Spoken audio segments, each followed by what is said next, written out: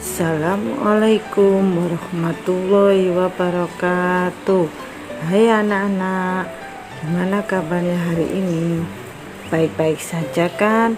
Alhamdulillah, luar biasa. Tetap semangat. Allahu Akbar. Sebelum pembelajaran dimulai, kita berdoa terlebih dahulu agar ilmu yang kita dapat hari ini bermanfaat bagi kita semua. Berdoa mulai. Doa selesai. Pada pembelajaran hari ini kita tetap membahas kelas 4, tema 7, indahnya keragaman negeriku, subtema 1, keragaman suku bangsa dan agama di negeriku, pembelajaran 1, mata pelajaran bahasa Indonesia dan IPA. Pembelajaran 1 memuat 2 mata pelajaran, yaitu bahasa Indonesia dan IPA. Tujuan pembelajaran bisa kalian baca pada layar ya anak-anak.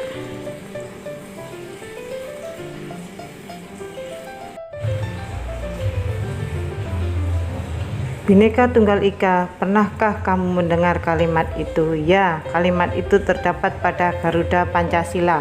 Garuda Pancasila adalah lambang negara kita. Bhinneka Tunggal Ika berarti berbeda-beda tetapi tetap satu. Kalimat Bhinneka Tunggal Ika terdapat dalam buku Sutasoma karangan Empu Tantular. Empu Tantular hidup pada masa Kerajaan Majapahit sekitar abad ke-14. Dalam buku Sutasoma, pengertian Bhinneka Tunggal Ika lebih ditekankan pada keanekaragaman agama dan kepercayaan di kalangan masyarakat Majapahit.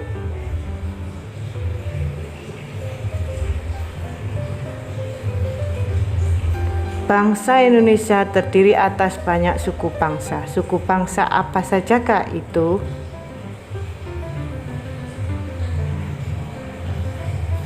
Suku bangsa di Indonesia.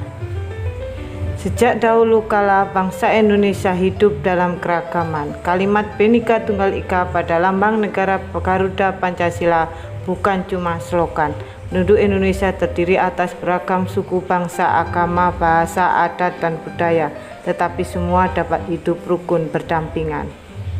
Suku bangsa di Indonesia berdasarkan hasil sensus Badan Pusat Statistik BPS tahun 2010, bangsa Indonesia terdiri atas 1331 suku.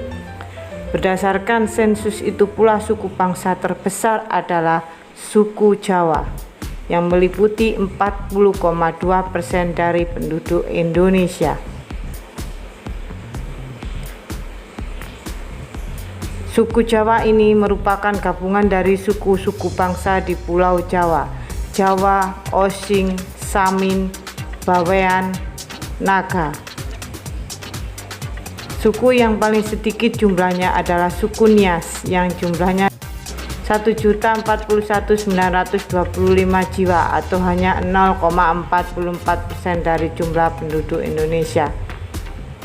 Namun suku-suku Papua yang terdiri atas 466 suku jumlahnya hanya 2.693.630 jiwa atau 1,14% dari jumlah penduduk Indonesia. Sedangkan etnis Tionghoa jumlahnya 2.832.510 jiwa atau 1,2% penduduk Indonesia.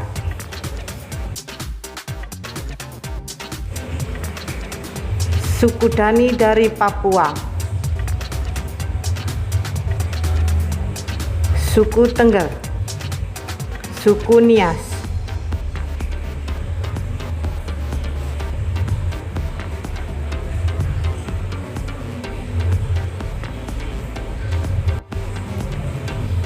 Adakah kata sulit yang kalian temukan pada bacaan tersebut? Jika ada, tulislah lalu carilah artinya. Tuliskan dalam bentuk tabel seperti berikut. Bhinneka Tunggal Ika, walaupun berbeda-beda tetapi tetap satu. Sensus, penghitungan jumlah penduduk, ekonomi, dan sebagainya yang dilakukan oleh pemerintah dalam jangka waktu tertentu. Etnis, suku bangsa.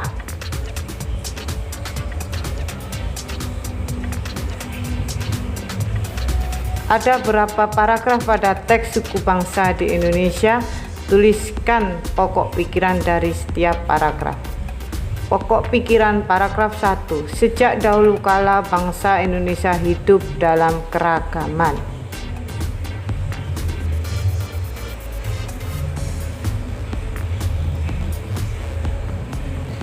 Pokok pikiran paragraf 2.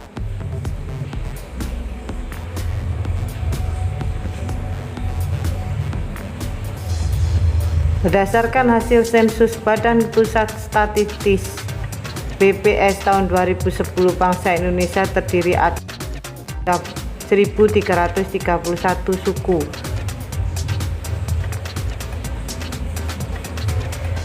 Cara menentukan pokok pikiran pada paragraf sebagai berikut.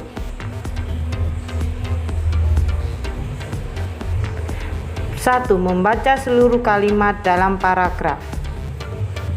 2. Menandai kalimat awal, kalimat akhir atau kalimat awal dan kalimat akhir paragraf. Menandai pikiran pokok yang terdapat di awal, akhir atau awal dan akhir paragraf.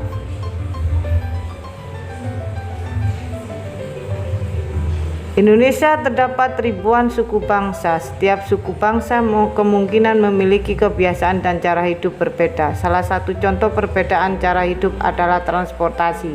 Pada zaman dahulu alat transportasi menggunakan tenaga hewan seperti gambar-gambar berikut. Bendi, pedati sapi, pedati kerbau. Bendi, apa yang terjadi saat kuda menarik bendi?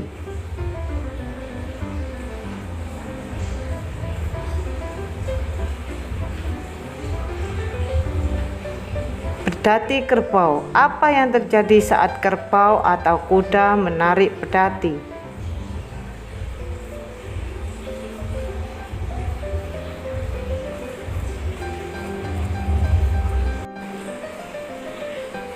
Lakukan kegiatan-kegiatan sederhana berikut. 1. Dorong meja belajarmu pelan-pelan hingga bergeser sedikit lalu tarik ke posisi semula.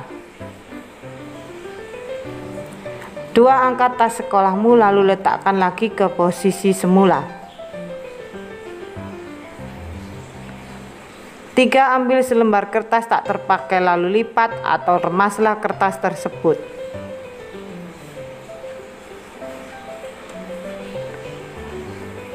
Kegiatan, aktivitas yang dilakukan dan hasil. Misalnya mendorong meja, hasilnya meja bergeser. Menarik meja, meja bergeser. Mengangkat tas, tas bergeser. Meletakkan tas, tas bergeser. Melipat dan meremas kertas, kertas berubah bentuk. Aktivitas yang telah kamu lakukan terhadap meja sehingga bergeser disebut gaya. Aktivitas yang kamu lakukan terhadap tas sekolah yang kamu angkat disebut gaya. Aktivitas yang kamu lakukan terhadap kertas sehingga bentuknya berubah disebut gaya. Gaya adalah dorongan atau tarikan yang dapat menyebabkan benda bergerak atau berubah bentuk. Kamu telah mengetahui pengertian gaya. Sekarang perhatikan gambar-gambar berikut lalu jawablah pertanyaan pada setiap. Mendorong mobil. Apa yang menyebabkan mobil pada gambar di samping dapat bergerak? Membuktikan bahwa gaya dapat mempengaruhi benda diam menjadi bergerak seperti mobil pada gambar yang dilengkapi dengan roda sehingga gaya dorong otot membuat mobil bergerak. Lampu. Apa yang menyebabkan lampu dapat menyala? Karena dialiri aliran listrik melalui sambungan kabel menuju bola lampu tersebut. Magnet. Apa yang menyebabkan jarum menempel pada batang magnet? Karena jarum berbahan besi, medan magnet menarik benda yang terbuat dari besi.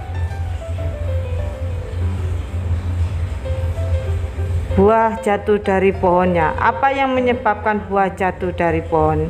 Saat buah sudah mengalami kematangan, buah akan jatuh karena adanya gaya tarik gravitasi bumi. Anak mendorong kursi. Apa yang menyebabkan kursi mudah dipindahkan? Adanya gaya gesek antara roda dan lantai yang disebabkan gaya dorong atau otot membuat kursi mudah dipindahkan. Macam gaya: gaya otot, gaya listrik, gaya magnet, gaya gravitasi, gaya gesek. Cukup sampai di sini pembelajaran kita ya anak-anak. Jangan lupa jaga kesehatan di rumah. Wassalamualaikum warahmatullahi wabarakatuh.